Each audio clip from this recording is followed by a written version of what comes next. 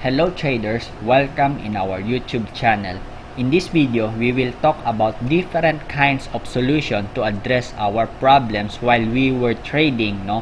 Yung mga problems na yun is unexpectedly nagpapakita or nagsusurprise sa atin in the middle of our trading. Paano natin mape-prevent yun or kahit paano ma-lessen yung damages na yun, no? Like for example, nagte-trade ka ng highly volatile stock, nasa ceiling play ka, movers, no? Tapos bigla kang nawala ng internet, bigla kang nawala ng kuryente, nagka-brownout. Anong gagawin mo? What kind of decision making you will do, no? In the middle of this situation, no? So kung hindi ka mabilis mag-isip, baka maipit ka pa, and more likely o kaya may gain ka na, maubos pa yung gain mo, no? So if you are new to my channel, please subscribe and hit that bell button so you will always get the latest content that I upload each day para maging informed kayo whether I discuss this kind of tutorial or I give you some stock market updates, no? And discussion, no? So para at least on top kayo sa mga knowledge at maging ahead kayo in terms of knowledge sa stock market, no? So let's get started, no? Ano ba yung contingency plan, no? A plan designed to take a possible future event or circumstances into account. So usually negative surprises to or negative event ito na we might lessen the damage or kahit papaano ma-prevent kung kaya, no? So ano ba yung mga yun, no? Sa business kasi, if you treat stock market as a business, no, that you should have a contingency plan. A lot of people walang contingency plan kasi they are too optimistic with their plans, no, sa business, no? Kasi bakit ka pa naman magkakaroon ng contingency plan kapag ka optimistic ka, no, when things goes right? Bakit naman sobrang optimistic yung mga tao? Kasi they see a lot of successful people, no, on the magazine, on the cover of the magazine, on the TV, no, because they do not advertise, no, unsuccessful people. Kaya nagkakaroon ng stigmatism na kapag nag-business ka, magiging successful ka, which is wrong. Kaya nga, dapat meron kang contingency plan. What if these things goes wrong? What if this goes wrong? Ano yung gagawin ko to prevent this situation or to lessen, no? Kung sa ibang company pa yan, they call it as business continuity plan, no? Ano yung gagawin para mapatuloy pa lang yung business, no? So let's get started. Ito yung mga na-experience ko way back on my few years of trading, no? So unang-una, power got out, no? As you know me, I'm a ceiling play trader, a momentum trader, so mabilisan talaga yung ano. I do not do scalping, pero kasama din yun kung scalper ka. Anong gagawin mo kapag nag-brownout ka? So my contingency plan with there is I'll make sure na yung laptop ko laging fully charged, no? Hindi ako PC eh.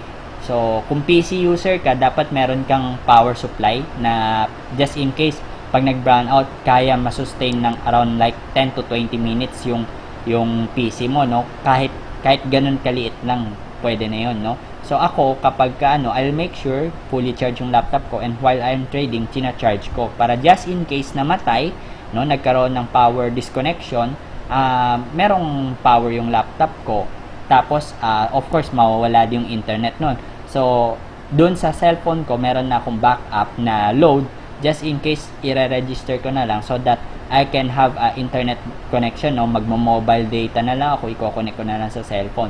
Pero kung kaya mo naman sa cellphone mag-trade, pwede mo naman gawin sa cellphone. Pero kung hindi, more likely sa laptop mo na lang gawin, i-connect mo na lang yung laptop mo sa cellphone mo so that you can have mobile data, no? So the problem with this, no, ito is applicable lang to sa mga taong momentum players, ceiling play, scalping. Hindi to applicable sa mga taong position trading o kaya investing kasi usually kasi kunwari nagkaroon ng power interruption, usually it will take just few hours lang, no, or day, no, within the day lang. Kapag nagsisiling play ka, more likely, di ba, kunwari umangat, then mamayang hapon babagsak, more likely kapag hindi na sustain, ganun. Bihira lang yung ceiling play na nagkakaroon ng second and third day ceiling play, no. So kaya especially ito, mahalaga to if you are momentum trader and ceiling play trader. So ganun din, internet problem, or disconnection, no, yung nawalan ka ng internet for more than 5 minutes. Kaya dapat yung cellphone mo, of course, laging may load yan, no, as backup para pwede mo nang i-register for mobile data, no, if you needed to. no, para naka-align ka pa rin sa market, no. Pwede ka magbenta at magbili or whatsoever kung talagang kinakailangan. Broker problem. So a lot of you, no, nagtatanong sa akin, ano yung gagawin ko? Should I trade or should I hayaan ko na lang to? Should I let it go, no? So ito yung lagi kong sinasabi sa inyo.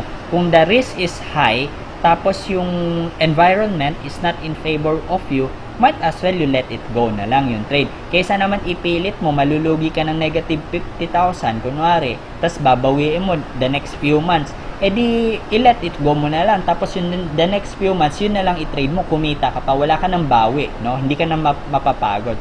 So what are the contingency plan for broker problem? Halimbawa, nagte-trade ka, no, highly volatile stock, tapos nagkakaroon ng delay sa broker mo, no, especially right now, no, pero this is applicable to any broker, no. Kunwari, hindi ka maka-login, hindi ka makabenta, napakabagal ng traffic, naghahang. So ano yung gagawin mo? You should know yung telephone numbers nila para pwede mong tawagan na sasabihin mo, hi broker, no, can you liquidate stock A on this account, no, at whatever price, at any shares na existing pa. Pwede ganon.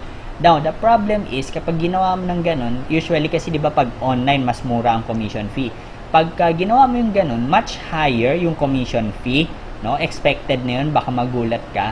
Pero usually, kapag sa kanila naman ang galing yung problem, they might waive it, no? Pwede mo bang sabihin na, can you waive the added charges? Kasi sa inyo naman may problem, yung connection mo naman yung may problem. Pwedeng ganon, no?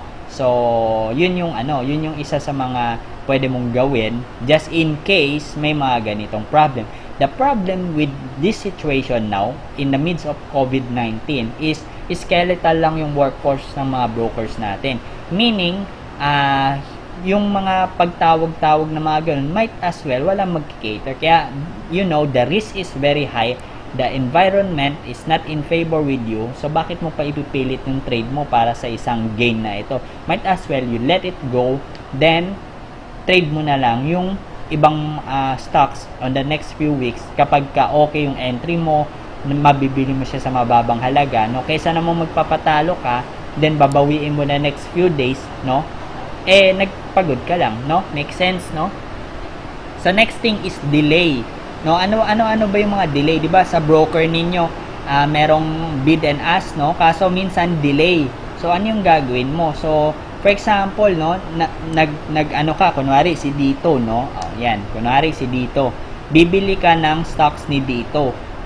Delay. So for example, plano mo bibili ka at above 2.10, no, or 2.11.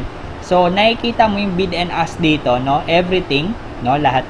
Hindi katulad ng ibang broker like top 10, top 5 lang, no? Sa Thomson, alam ko right around top 10. Hindi ko lang alam kay MyTrade kung lahat din, no? So, please check with your brokers kasi iba-iba naman tayo ng broker. So, kunwari, may plano ka to buy at around 210, no? So, the problem there is kapag medyo delay yung broker, hindi siya real time, no? Hindi accurate yung magiging decision making mo when you try to execute your plan. So, dito makikita mo, for example, dito sa 2.09, ang dami nakapila. Dito, puro thousands lang, no? So, might as well, baka pwede akong pumila dito sa 2.05, tapos benta sa ganito. So, at least kahit papano accurate, no? So, ito yung isa sa mga technique kung pagka medyo na-feel ko na delay yung broker, dito ako tumitingin.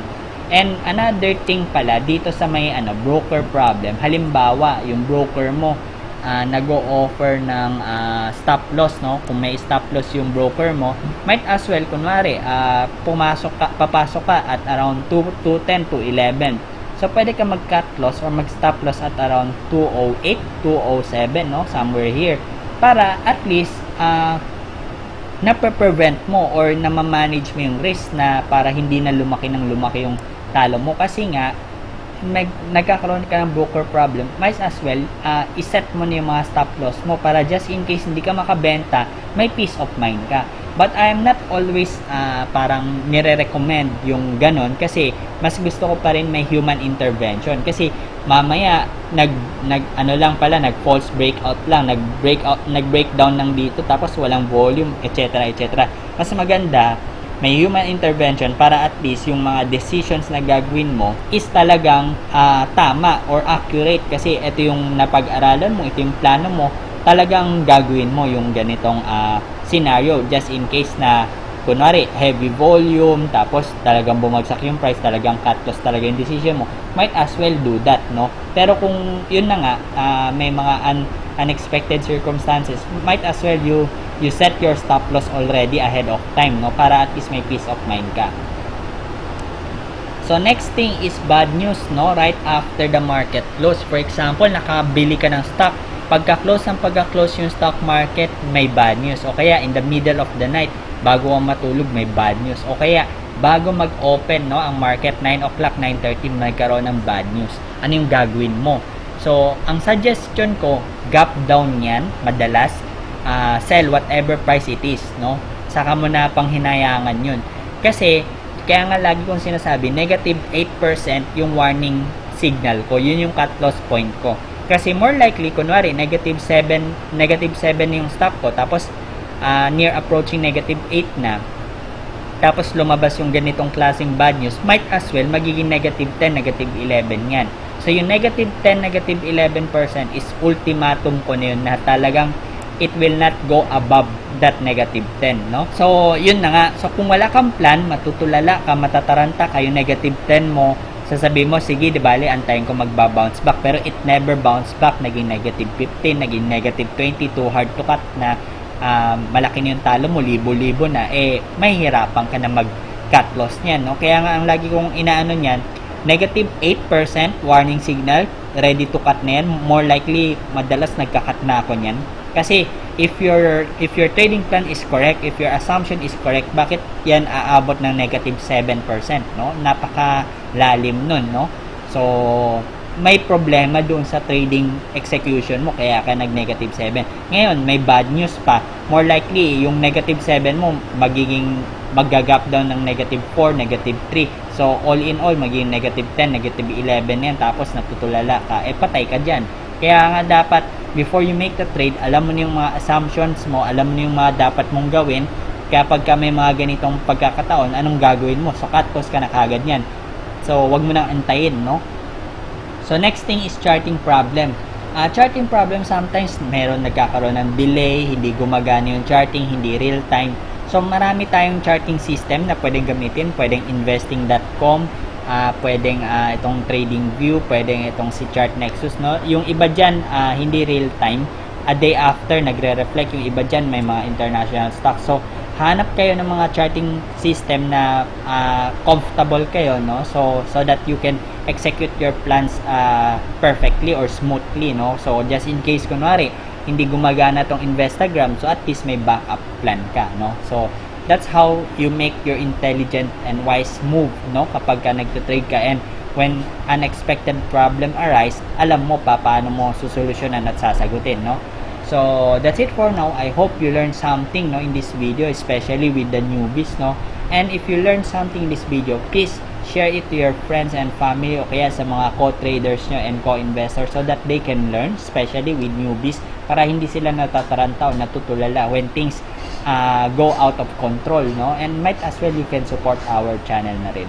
So God bless us all, and bye bye.